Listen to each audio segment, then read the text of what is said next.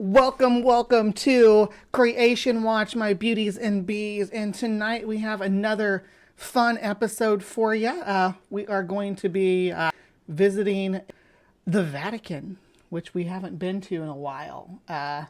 Because did you know that Pope John Paul II was a... Why is my headphones like that? Did you know that Pope John Paul II was an exorcist?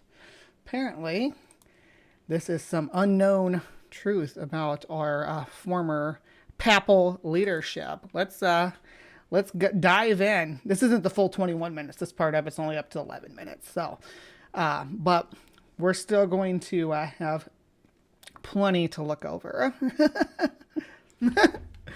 So just yes, insist that the devil is afraid of this person. I bet the people in Joel Osteen's church probably think the devil's afraid of him too. I bet Kenneth Copeland's church thinks the devil's afraid of him too. I know that Greg Locke thinks that the devil's afraid of him. So yeah, you're not special, Catholics. So, and I'll be clear about this right now. I do not believe that that demonic possession is a thing. I don't think that that exorcisms work. I think it's, well, I should say I don't think they work. I think the potential that going through the psychodrama of a exorcism could put somebody in a euphoric state. However, if the demonic possession is caused by a medical condition, which usually I think is things like Tourette's, things like having seizures. There are so many conditions that a person can suffer from that were to happen in a medieval setting or in a deeply regressive religious setting in modern times, even, then it might be interpreted as demonic possession.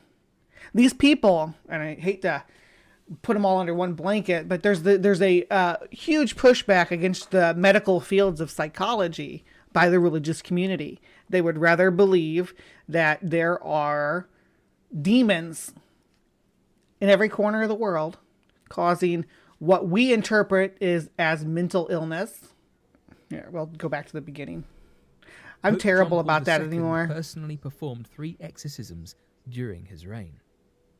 While the Vatican typically refuses to call an event an actual exorcism, they do, however, acknowledge the events which they are describing. The Pope might seem symbolic, as we usually only see ceremonious duties, but the Catholic head does perform papal exorcisms and other duties. Italian journalist Fabio Marchese Ragona has always maintained that he believes that demons are real and prowl about the earth looking for souls. He is a primary source for the history of Vatican exorcisms. Just the notion of prowling the earth looking for souls. What are we talking about here? Demons prowling the earth looking for souls. John Paul II being no exception. Ragona stated that he has spoken to several exorcists who said the devil was terrified of John Paul II. He is said to have performed at least 3 exorcisms in his day, in 1982, 1984 and 2000. Before John Paul II, exorcism was considered a medieval practice, going away with the development of medicine and technology, but in 1998 the Pope actually approved an updated form of the rite of exorcism, nearly 400 years after the first rite was established and released. He himself had already performed 2 exorcisms at this point, and believed it was necessary to have this practice reinstated and, when necessary, used. On March the 27th, 1982, Francesca was with her family when they arrived in St. Peter's Square. Doctors were unable to solve the enigma, as the woman was under the care of a priest who was an exorcist, and of her... So, the rites of exorcism, I think they have to do it, like, because of certain criminal cases, they have to have, like, an on-staff medical professional, I think at least a registered nurse, to oversee the well-being of the of the possessed during the rites. A parish priest at the time. Because her case was so unexplainable and unsolvable, Bishop Alberti of Spoleto brought the young woman before the Pope. This woman was completely emotionless. The Pope brought forth the rite of exorcism and began to read it in Latin. As the scripture was read aloud, she began to tremble and ultimately rolled around on the floor, shouting and shrieking. He was praying, and eventually the possession was pulled from her body and left her alone, finally. The woman, Francesca... Holy crap, you gotta be kidding, Ember. Ember says, I dated a girl whose mom thought I was a demon. My partner had a dream where Dream Me walked through a wall. So she had an exorcism done to banish me. Talk about overprotective parent. That is insane. Wow. I think you might have dodged a bullet there, my friend. Somebody suggested to me maybe it was transmitted through neutrinos. I asked how it could do that with the solar ends coming through and scrambling any signal. Not sure what conversation Brian's into here, but yeah. To be fair, we are all demonic. Yeah, I'm sure that like the Catholics would be like, oh yeah, but you're possessed by demons. They wouldn't even give me the time of day because, I mean, yeah. Especially if I came in there with my pink hair. Is leading a normal life, married, with 4 children. Gabriele Amorth was the exorcist for the Diocese of Rome. Francesca visited him afterwards and with his own eyes saw that the woman was completely fine and normal. Demonic possession is a phenomenon deeply ingrained in the annals of human history, transcending cultures, religions, and time periods. The belief in supernatural entities inhabiting human bodies, often leading to erratic behavior and affliction, has shaped societies and religious doctrines for millennia. The concept of demonic possession can be traced back to ancient civilizations, where it played a central role in understanding the inexplicable. In Mesopotamia, the Epic of Gilgamesh mentions spirits and malevolent forces that could possess humans. In ancient Egypt, Right, back then I didn't have any idea what what certain health conditions were, or what was causing them. Everything was evil spirits and demons. If someone was sick, if someone, especially infection, if someone was sick and infectious, and they would do rituals to try to, because they didn't have medicine, they didn't have any way to indicate that that there was a disease present, right? They did what they could. They had primitive. We don't want to shame them for being primitive for that, but we know what causes these conditions. We need to move past it. Egypt, various spells and rituals were developed to exorcise evil spirits believed to cause illnesses. In the Hebrew Bible, particularly the Old Testament, accounts of demonic possession are found. The Hebrew word shadim refers to evil spirits or demons that were believed to influence human behavior. Notable instances include King Saul's possession in the Book of Samuel and the story of the demon-possessed man in the New Testament's Gospel of Mark. The one where they put the demons into the pigs, right? That's in Mark. Now, the narratives about demonic possession and faith healing, as the case may be, with Jesus doing his exorcism, or the deliverance ministry of the Protestants, or the rites of exorcism as performed by the Vatican, or by the Order of the Vatican, all have their own distinct flavor, but it's all the same thing. It's rooted in a deep historical misunderstanding of mental illness and other medical conditions that weren't understood in ancient times. Demonic possession also held significance in classical antiquity. Ancient Greeks believed in daemons, supernatural beings that could possess individuals, leading to madness. Well, that Greek word it also translates just to spirit, demons. The Greek root is the Greek root word of demons, and it means spirit, though. in Greek, demons weren't all malevolent. They were just whatever spirits of whatever aspect of reality you were dealing with. Everything had its own spirit. Spirits of fire, spirits of the wilderness. Every tree and rock had a spirit in it. It was a interesting view of the natural world. Erratic behavior. Greek mythology featured tales of people being possessed by various gods and spirits, such as Dionysus, the god of wine and ecstasy. In Roman society, belief in spirits and possession persisted. Dionysus may be my favorite Greek god. I just I don't know. I'm not into. Well, I am. I shouldn't say I'm not into to revelry. I just I like the darker aspect of Dionysus. I think he's my favorite. With exorcisms and rituals aimed at banishing malevolent entities.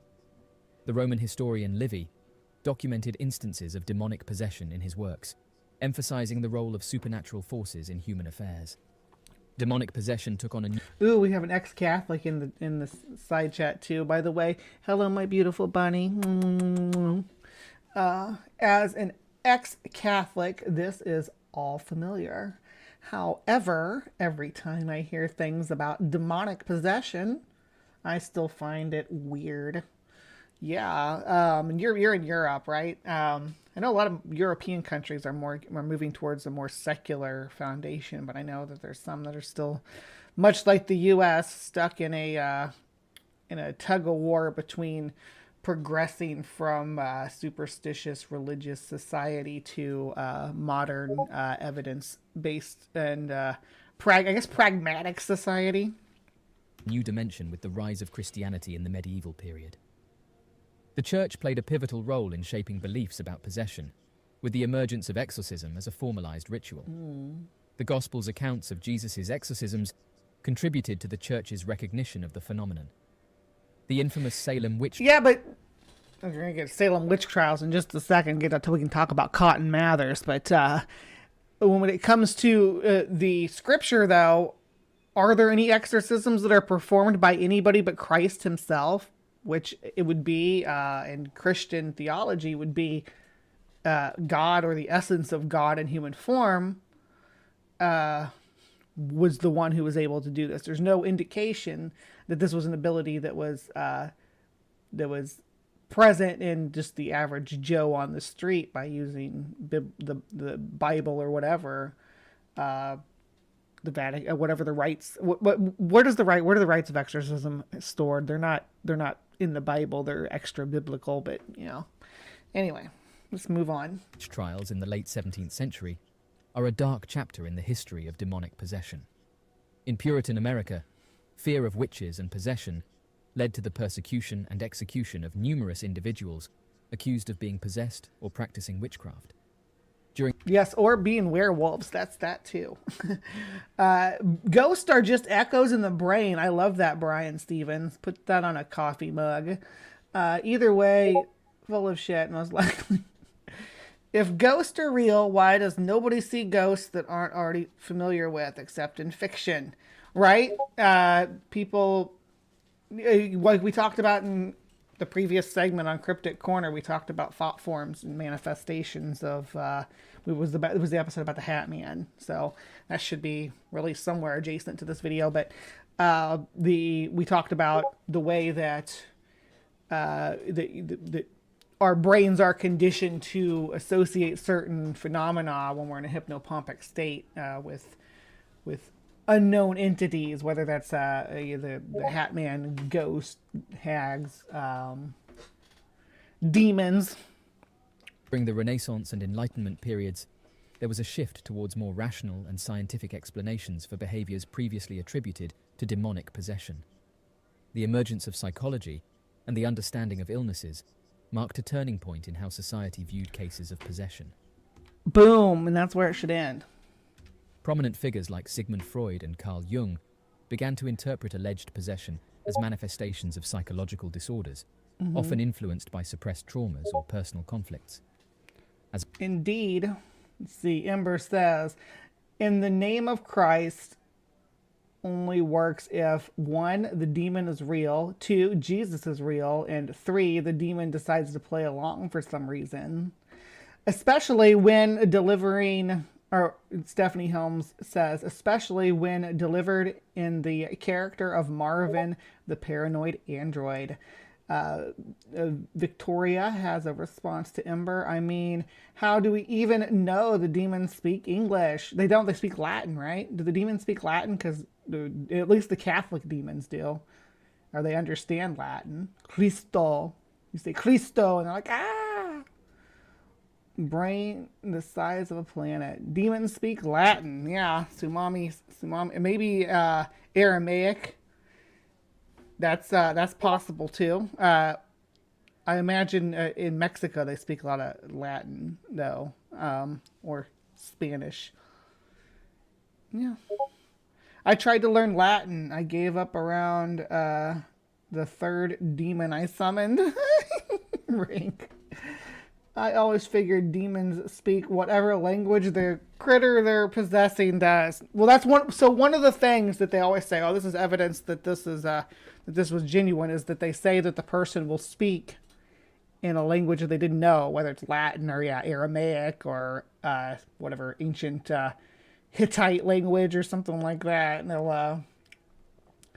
they'll make that assessment and say that this person couldn't have known this language. So it doesn't matter what language they speak, because that's one of the pieces of evidence is that the person possessed is speaking a language that they didn't before. As a result, exorcisms and witch hunts gradually declined in favor of medical and psychiatric interventions.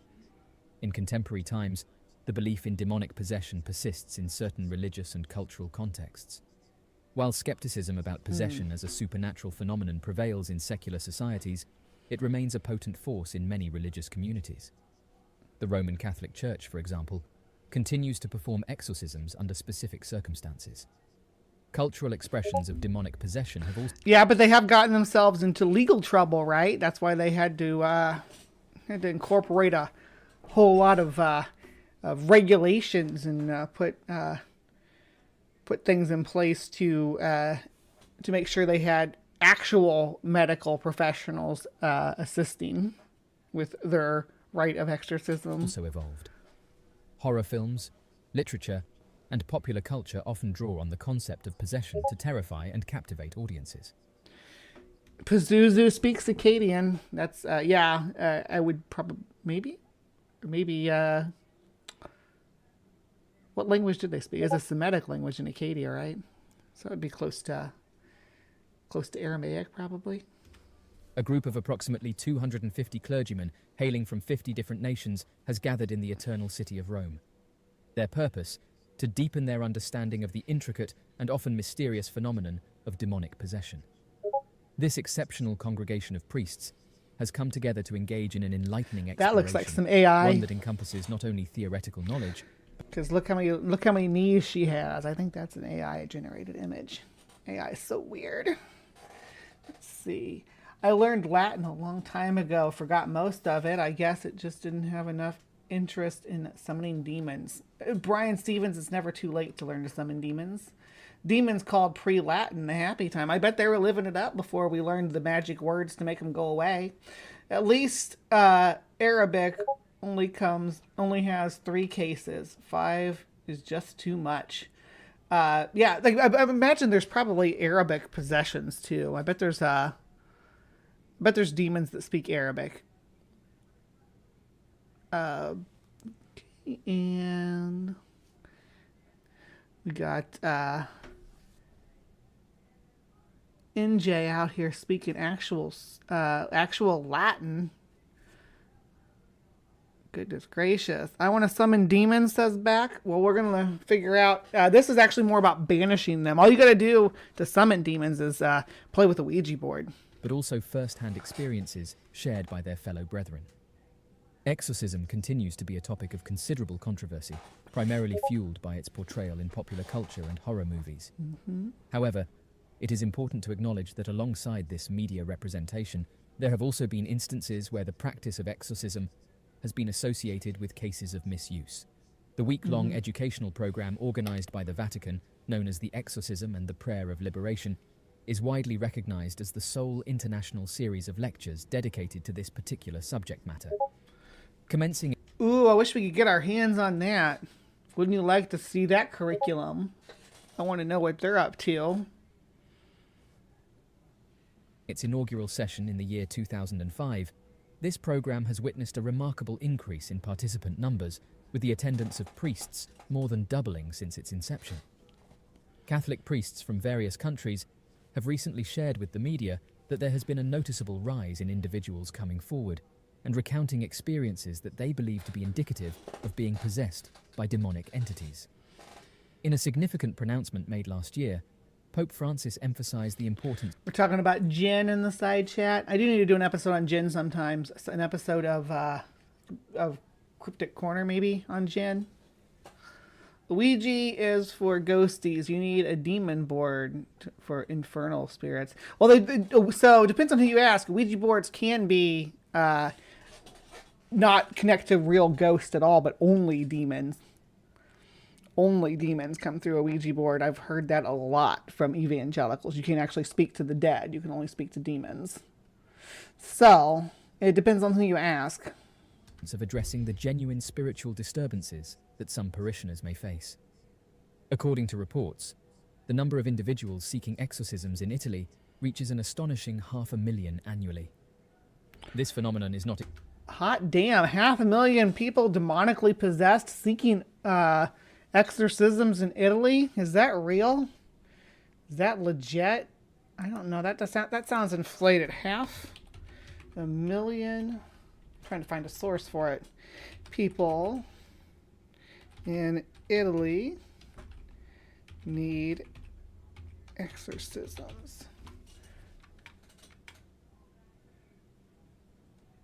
Here it is from BBC 2018. Also, Daily Beast has it cited. Requests for exorcisms have tripled in Italy in 2018. The Vatican needs way more exorcists, almost 500,000 calls per year. Yeah, so I guess that's the numbers reported by the Vatican. Exclusive to Italy alone. That's amazing. As a 2017 report by Christian think tank Theos indicated a growing trend in the United Kingdom as well. One contributing factor to this increase is believed to be the proliferation of Pentecostal churches. Do the Anglicans do exorcisms? Do Anglicans do exorcisms?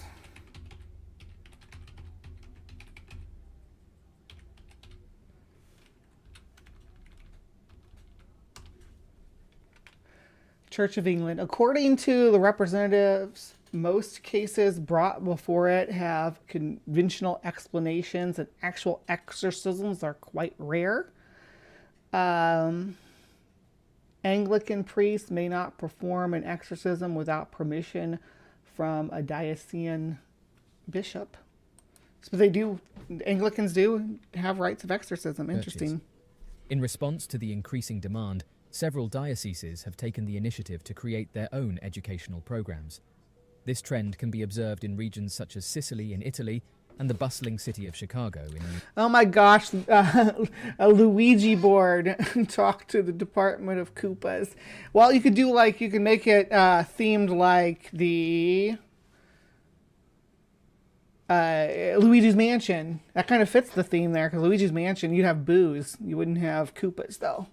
But boos are good. I like boos. Whenever I used to play Mario Kart, King Boo was always my go-to, because, I don't know, he's just so cute. I like Birdo too, and Yoshi. Birdo, Yoshi, and King Boo, the cutie pies. Those are my go-tos. When I play Smash, Kirby is my go-to, also just strictly because he's adorable. United States. According to Father Gary Thomas, an experienced American priest with over a decade of exorcism practice, there has been a notable rise in the demand for exorcisms. A Waluigi board. Is it you use an onion for your planchet?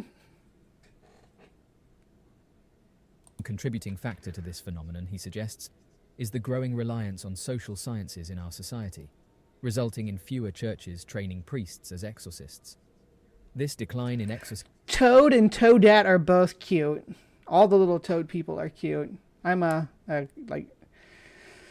unfortunately, I'm a Nintendo fan. And I say unfortunately because I know Nintendo's like Disney too.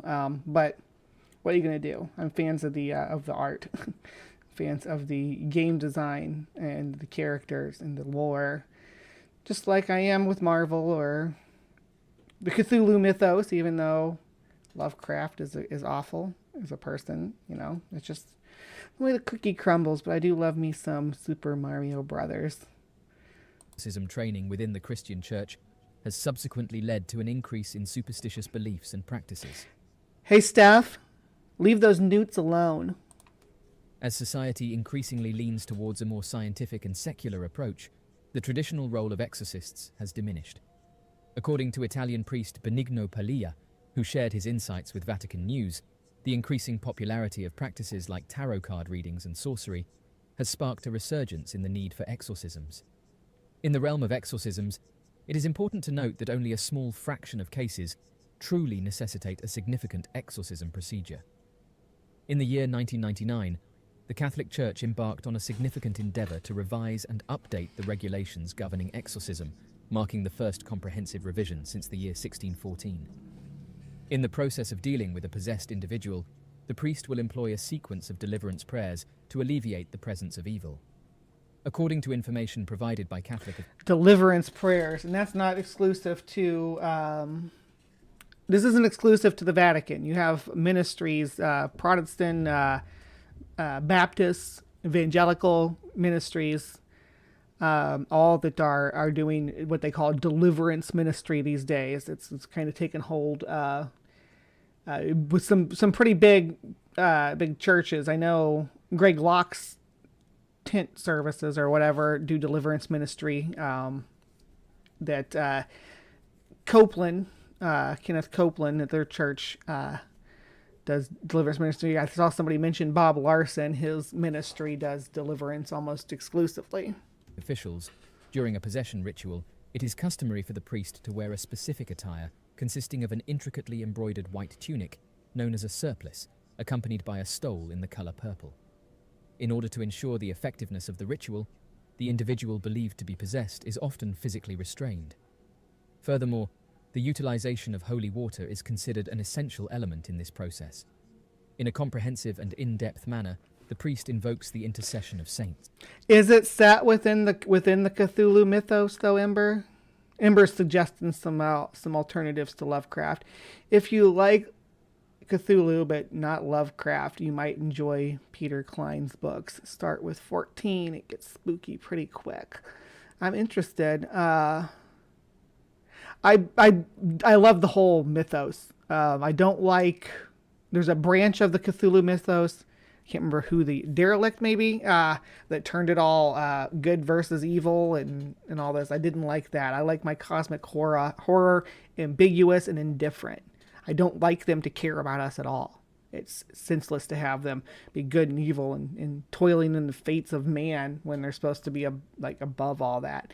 I also like some of the weird ancient ape men stuff that he does. There's a lot of racist undertones to those, though, if you read into it. But I digress.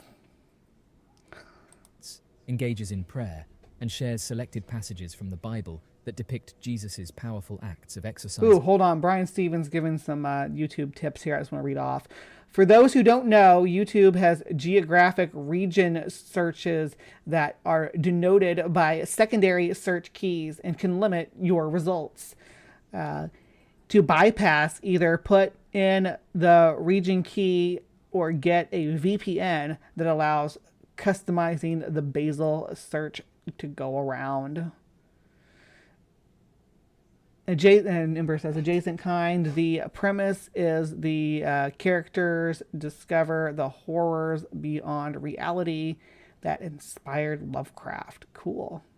SCP lore can be very cosmic horror and Lovecraft inspired. I like SCPs too. I do listen to them sometimes while I'm showering or when I am laying in bed trying to go to sleep and stuff. just because they're fun. Like I said, my favorite SCP is is the staircase. I like things like that. I also like the staircases in the woods. Those are some fun SCPs. And demons from afflicted individuals. Through the invocation of Jesus' name, the priest beseeches the malevolent spirit that has possessed an individual to submit to the divine authority of God and to depart from the afflicted person's being. This entreaty, replete with unwavering determination, may be repeated as many times as necessary until the exorcism is deemed successful by the discerning priest. Once convinced of the spirit's departure, the priest then engages in prayer, fervently seeking divine intervention to ensure that the tormenting presence... I love the Dresden Files. I've read the Dresden Files. And I loved the show when it was on for its whole, like, half a season or whatever. I was, like, distraught and disappointed. I went into despair when that show was canceled. I also liked Lovecraft Country, that was more recently a show that debuted. It sort of, because it gave the finger to Lovecraft's racist views by making it anti-segregationist era with black lead characters. Brought in like the Black Wall Street and stuff. It was really good and really it kind of dragged Lovecraft a little bit while incorporating his lore, dragged as just his racial stereotypes and stuff. Anyway, this is almost over. I know it says 21 minutes, but the second part is about something else, and we're not going over that today. Of the evil entity will no longer afflict the individual.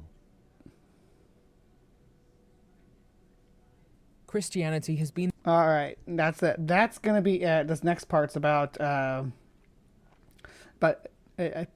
tomb with Jesus relics and stuff. And we may go back and do that sometime, but we're not doing that. We're not doing that today. We're going to move right along with the show. So, let me see here. Thank you for tuning in for Creation Watch. I really do appreciate everybody who comes and hangs out with me on Saturday morning or on Wednesday night when this goes premiere or goes on premiere. And I wish everybody tuning in to this live premiere or to this premiere to a very lovely remainder of your week. Don't forget to tune in Friday for Cryptic Corner, where we might cover something eerie, I'm sure. So you don't want to miss that. And then Saturday we're back here at 9:30 a.m. If you want to be part of this wonderful chat over here, who is very engaging. I always try to engage my chat as much as possible.